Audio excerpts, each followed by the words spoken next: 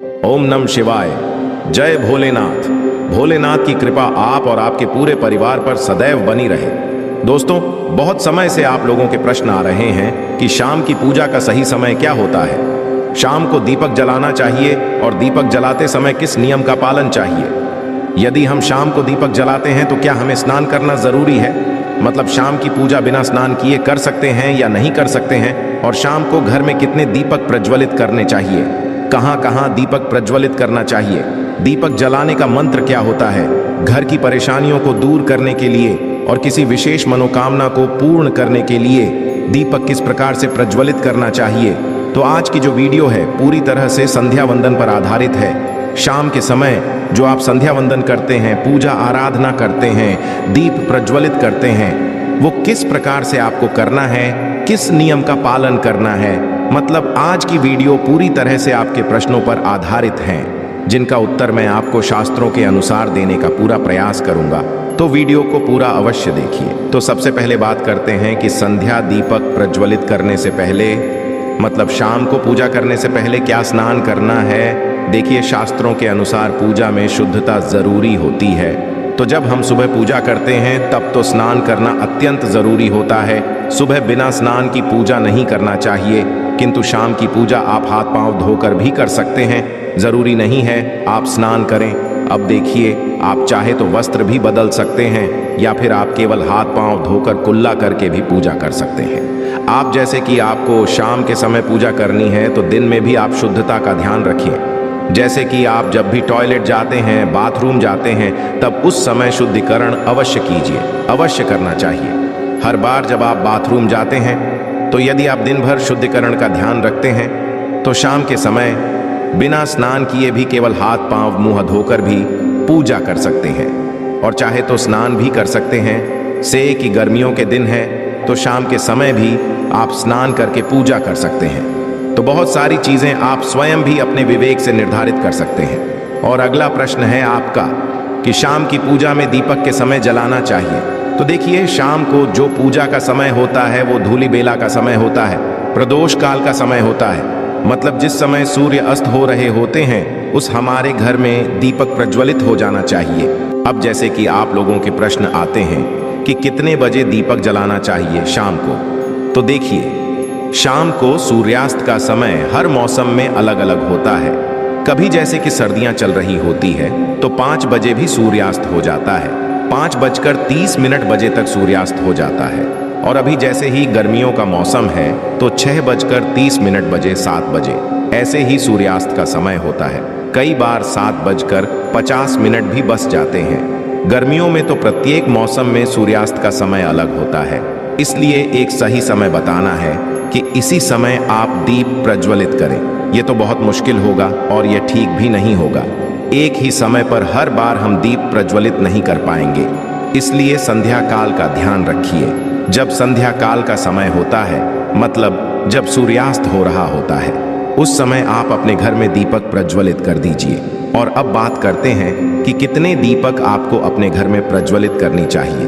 प्रति देखिए, शास्त्रों के अनुसार संध्या काल में प्रतिदिन अपने घर के मुख्य द्वार पर एक दीपक अवश्य जलाना चाहिए। इससे क्या होता है, देखिए, शास्त्रों के अनुसार शाम के समय संध्या काल में लक्ष्मी माता और उनकी बहन दरिद्रता दोनों ही भ्रमण पर निकलती है।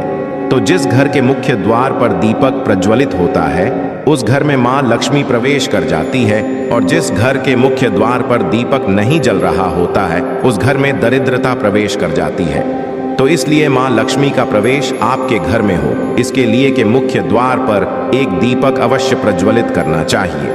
और हाँ, घर के मुख्य द्वार पर जो दीप प्रज्वलित किया जाता है संध्या काल में, इसके बहुत सारे फायदे शास्त्रों में बताए गए हैं। शास्त्रों के अनुसार संध्या काल में जिस घर के मुख्य द्वार पर दीप प्रज्वलित होता है उस घर में किसी भी प्रकार की नेगेटिव ऊर्जा प्रवेश नहीं करती है।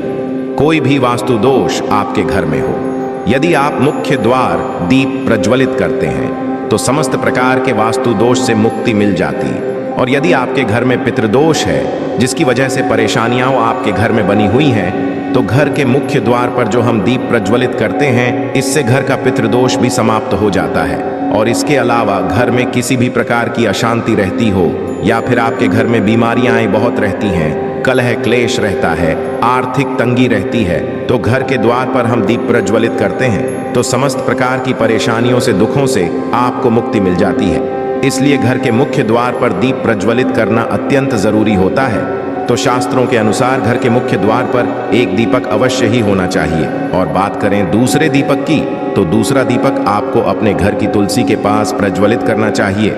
शास्त्रों के अनुसार यदि शाम के समय संध्या काल में तुलसी की जड़ के पास अंधेरा रहता है तो ऐसे घर में दरिद्रता का स्थायी बांस बन जाता है। और जिन घरों में के समय तुलसी के पास दीप प्रज्वलित किया जाता है, ऐसे घर में स्थिर लक्ष्मी का वास होता है। श्री हरि विष्णु सहित महालक्ष्मी ऐसे घरों में वास करती है। तो प्रयास करना चाहिए कि शाम के समय तुलसी के पास एक दीपक अवश्य प्रज्वलित करें। बात करें अगले दीपक की, तो शाम के समय अपने घर के ईशान कोर में, मतलब जहां पर भी आपने अपने घर का मंदिर बनाया हुआ है, उस स्थान पर घर के मंदिर में एक दीपक अवश्य प्रज्वलित कीजिए। तो 3 तक आपको प्रतिदिन अवश्य प्रज्वलित करने चाहिए। और यदि आप तीनों दीपक प्रतिदिन प्रज्वलित करते हैं तो विश्वास रखिए आपके घर की बहुत सारी परेशानियां स्वतः ही समाप्त हो जाती है।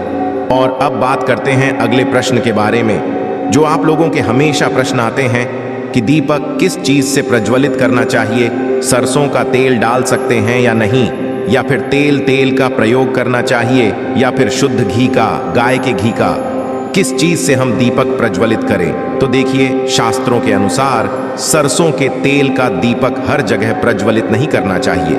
सरसों का तेल कड़वा तेल कहा जाता है। इस तेल को हम प्रज्वलित करते हैं शनिदेव के लिए, शनिदेव के निमित्त। यदि आप दीप दान करते हैं शनिवार के दिन तो आपको सरसों तेल का दीपक प्रज्वलित करना चाहिए। और आप चाहे तो जैसे कि पीपल का पेड़ होता है वहां पर भी सरसों के तेल का दीप प्रज्वलित कर सकते हैं, या फिर भैरव देवता होते हैं उनके लिए भी सरसों तेल का दीपक प्रज्वलित किया जाता है। इसके कहीं पर भी सरसों तेल का दीप प्रज्वलित करने की बात शास्त्रों में नहीं कही गई है। शास्त्रों के अनुसार घर में ज्योति प्रज्वलित किया जाता है या किसी भी देवता के निमित्त जो हम दीप प्रज्वलित करते हैं उसमें गाय का घी डालकर ही प्रज्वलित करना चाहिए। अब देखिए ऐसे समय में जबकि गाय का शुद्ध घी नहीं मिल पाता है तब हमें क्या करना चाहिए। तब आपको गाय के घी के नाम पर जो भी घी मिल जाता है या फिर शुद्ध घी मिल जाता है उसका प्रयोग कर सकते हैं, या आप चाहे तो तिल के तेल का दीप प्रज्वलित कर सकते हैं। तो प्रतिदिन जो आप दीपक प्रज्वलित करते हैं अपने घर में, चाहे आप घर के मुख्य द्वार पर प्रज्वलित करें या फिर तुलसी के पास प्रज्वलित करते हैं या फिर घर के ईशान कोण में प्रज्वलित करते हैं, सभी दीपक आप तिल या शुद्ध घी से प्रज्वलित करें।